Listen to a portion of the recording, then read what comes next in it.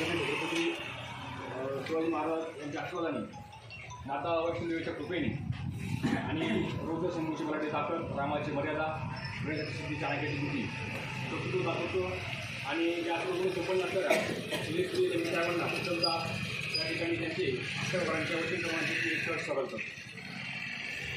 आज या ठिकाणी आपण जर परिस्थिती बघत असतो तर गावाचं राजकारण असं धर्माचं राजकारण असं त्यावेळेस आपण पूर्ण घरोघरी जातो, प्रत्येकापर्यंत पोहोचतो। त्यानंतर तालुक्याचं जिल्ह्याचं आणि या ठिकाणी देशात ज्यावेळेस इलेक्शन लागतं लोकसभेचं त्यावेळेस आपण जास्त इंटरेस्ट घेत नाही, लोकवर्ग असतो त्यावेळेस लक्ष देत नाही। पण आजची परिस्थिती अशी आहे की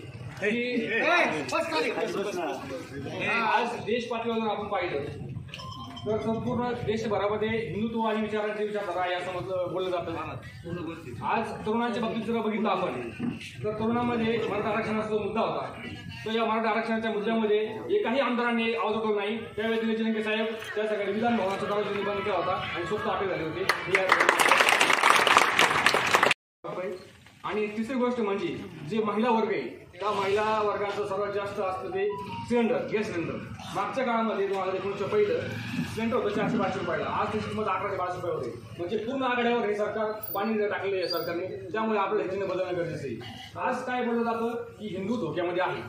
एक लक्षात घ्या, हिंदू हा छत्रपती शिवाजी महाराजांनी हिंदुत्ववादी विचार मराठ्यांवर एवढे कच्चून भरले ते विचार की हिंदू कालही संकटात नव्हता, उद्याही संकटात नाही। जो नेता हिंदू संकटात म्हणेल तो नेता वेळा धोक्यात असणार, हे महत्त्वाची गोष्ट आहे।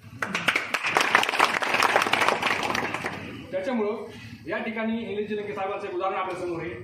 ते कुठल्याही माणूस कुठलाही नागरिक संकटात असेल त्यावेळेस त्याचा पक्ष कोणता, जात कोणती, तो कुठल्या गावाचा हे कधी पाहत नाही, एका फोनवर काम बोलतं। कुणी फोन केला असंच काम आहे आणि त्या इकडे शेतकरी ज्यावेळेस तहसीलमध्ये जाईल कुठल्या कार्यालयामध्ये जाईल त्यावेळेस तो नेत्याला साधा मोबाईल काढतो, त्याच्या नेत्यांचा नंबर टाईप करून फोन लावतो, अधिकाऱ्याकडे फोन केला जातो, फक्त एक शब्दावर करून हॅलो निलेश लंके बोलतोय, एका शब्दावर तिकडे काम होत झालेलं असतं। इथे ज्यावेळेस कोविड सेंटर चालू झालं होतं 14 एप्रिल 2021ला भावनेमध्ये कोविड सेंटर सुरू झालं आणि 15 एप्रिल दुसऱ्या ॲडमिशनमध्ये आमच्या वडिलांचं होते। आम्ही सोडून आमच्या फॅमिलीचे पूर्ण लोक पॉझिटिव्ह होते आणि जर 7-8 लोक पॉझिटिव्ह होते, 8 लोकांचं जर समजा दवाखान्यामध्ये गेलेला असतं तर 8 लोकांचा 8 लाख रुपये झाला असतं। हे 8 लाख रुपये बिल मिटवणं ही ताकद या नेत्याने एका शब्दात आणि त्यांच्या त्या सहकार्याने हे सर्व झालं, सगळे सुरक्षित आणि आपल्यामध्ये सगळे आहेत। दुसरी गोष्ट म्हणजे 11,000 बेडचं कोविड सेंटर वाढवलं उभं राहिलं।